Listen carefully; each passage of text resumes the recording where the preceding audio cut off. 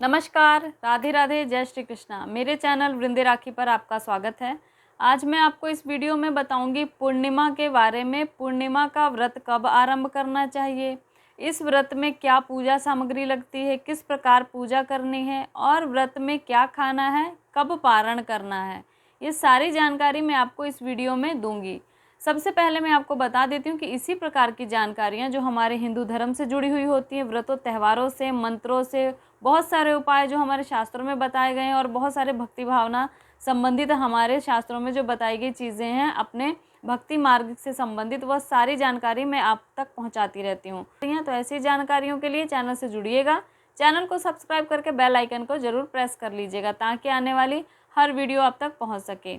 तो सबसे पहले मैं आपको बता देती हूँ कि पूर्णिमा का व्रत करना बहुत ही उत्तम है। पूर्णिमा के दिन व्रत चंद्र, सूर्य और सत्यनारायण के निमित्त रखा जाता है। इस दिन चंद्र देवता का पूजन और व्रत भी किया जाता है। सूर्य देव के निमित्त भी व्रत किया जाता है, पूजन किया जाता है। कोई भी आप व्रत पूजन सूर्य, चंद्रमा या सत्यनारायण भगवान के निमित्त आज के दिन, पूर्णिमा के दिन कर सकते हैं। पूर्णिमा के दिन शिव पार्वती का पूजन करके व्रत किया जाता है। पूर्णिमा के 32 व्रतों का विशेष कर विधान है। यदि कोई पूर्णिमा के 32 व्रतों को कर लेता है तो उसके सुख सौभाग्य में वृद्धि होती है, उत्तम संतान की प्राप्ति होती है, पुत्र पौत्र आदि की प्राप्ति होती है और उसके सभी कष्ट दूर होते हैं। जो स्त्रियां 32 पूर्णिमा का व्रत कर लेती हैं उनको वैधव्य को कभी प्राप्त नहीं करना पड़ता, अर्थात उनके जीवन में सदा मंगल होता है, उनका सौभाग्य बना रहता है, उनका सुहाग अखंड रहता है, उत्तम संतान की प्राप्ति होती है और सभी सुख सौभाग्य को वो भोगती हैं। और ऐसी स्त्रियां जो चित्रा नक्षत्र पड़ने पर, जो स्त्रियां चित्रा नक्षत्र पड़ जाए यदि पूर्णिमा के दिन, तो तरह तरह के अगर वस्त्रों का दान करती हैं तो उनके सौभाग्य में और भी वृद्धि होती है। तो 32 व्रतों का विशेषकर इसमें विधान है, लेकिन 32 व्रतों को करके आपको उद्यापन भी करना चाहिए। उद्यापन की वीडियो भी आपको मेरे चैनल पर मिल जाएगी। कथा की जो वीडियो है इस व्रत की, पूर्णिमा की, वो भी आपको मेरे चैनल पर मिल जाएगी। तो पूर्णिमा का व्रत हमें प्रारंभ कब करना चाहिए? पूर्णिमा का व्रत वैसे तो हम कभी भी किसी भी पूर्णिमा से प्रारंभ कर सकते हैं, परंतु सर्वोत्तम मास मार्गशीर्ष से अगर हम व्रत प्रारंभ करते हैं तो वह और भी उत्तम होता है। तो मार्गशीर्ष के मास से आप पूर्णिमा का व्रत प्रारंभ कर सकते हैं या जिस महीने आपका मन हो जाए आप पूर्णिमा का व्रत प्रारंभ कर सकते हैं। तो पूर्णिमा के व्रत में पूजन का क्या सामान हमें लेना चाहिए? यूँ तो जो भी हम पूजा अर्चना करते हैं उसकी सारी सामग्री होनी चाहिए। चंदन, हल्दी, सिंदूर, रोली, चावल, गंगाजल, फूल, फल, कपूर, धूप, दीप, जो भी आपको भोग लगाना है वो, प्रसाद, मौली इत्यादि, ये सारी सामग्री हमें पूजा की सबके पास हमेशा होनी चाहिए और इन सामग्रियों को हमें हर पूजा में लेनी ही होती है। इसके अतिरिक्त भगवान के लिए सुंदर वस्त्र ले ले, ब्राह्मण को दान देने के लिए भी आपको कोई वस्त्र इत्यादि, कुछ सामग्री, कुछ दक्षिणा रख लेनी चाहिए। पूर्णिमा के दिन दान का भी बड़ा ही महत्व है। तो सारी पूजा सामग्री लेकर हमें एक पाटा ले लेना चाहिए। हो सके तो वहाँ केले के पत्ते से मंडप बना ले या फिर आप वैसे ही उसे सुंदर सजाकर उस पर भगवान शिव, माता पार्वती की पूजा करने के लिए कोई मूर्ति मिट्टी की ले लें। यदि मिट्टी की मूर्ति नहीं है तो किसी धातु की भी ले सकते हैं अगर आपके घर में है, नहीं तो भगवान शिव और माता पार्वती की फ़ोटो रख लें।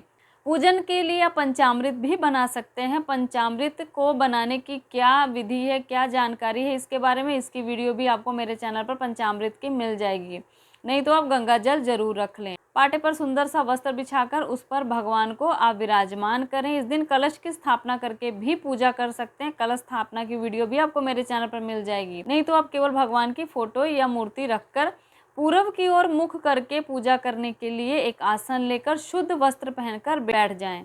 भगवान का पूजन आवाहन करने से पहले पंचभूतों की पूजा करनी चाहिए। एक बर्तन में चावल थोड़ा सा रख लें और एक बर्तन में थोड़ी सी रोली आप घोलकर यानी कि जल मिलाकर रख लें और एक पुष्प लेकर दोनों चीज़ों को उस पुष्प से लगा दें तो वो दोनों चीज़ें उसमें चिपक जाएंगी।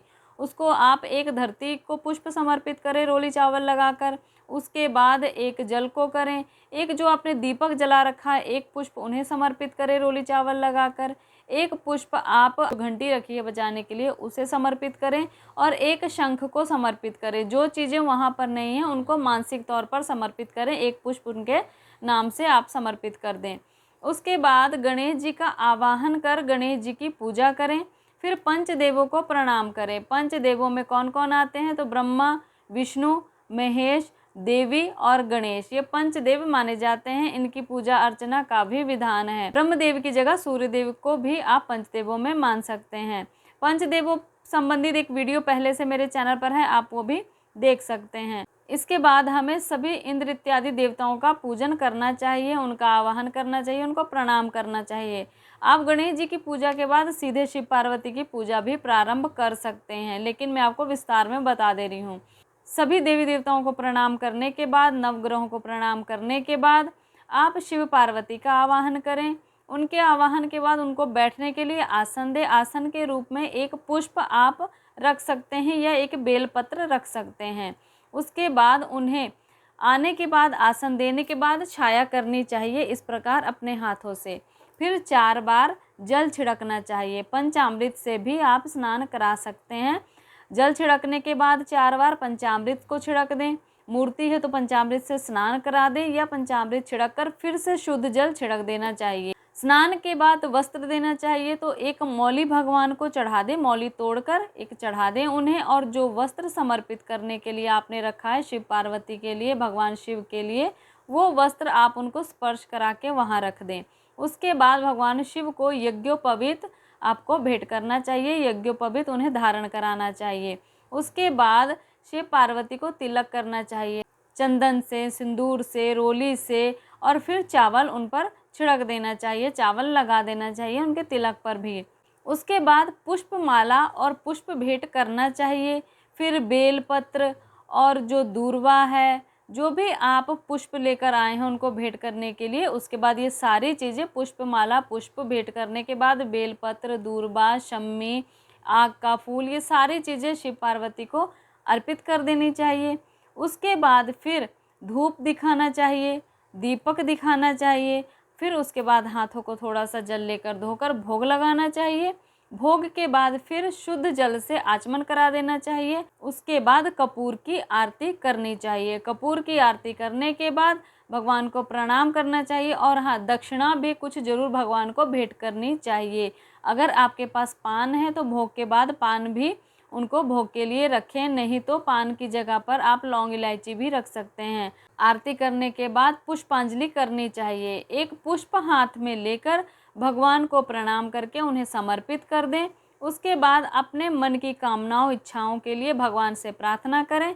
फिर हाथ जोड़कर क्षमा याचना करनी चाहिए कि इस पूजा में, इस व्रत में किसी भी प्रकार से हमसे कोई त्रुटि हुई है तो उसके लिए हमें क्षमा करें, क्योंकि हम अनजान हैं। इस प्रकार कहकर भगवान से अपनी त्रुटियों के लिए क्षमा याचना कर लेनी चाहिए। उसके बाद वहीं पर बैठकर आपको व्रत की कथा करनी चाहिए। कथा आप भोग के बाद, आरती से पहले भी कर सकते हैं, आरती के बाद भी आप जो पूर्णिमा के व्रत की कथा है उसकी वीडियो आपको मेरे चैनल पर मिल जाएगी, आप वह कथा भी भगवान को सुनाएं।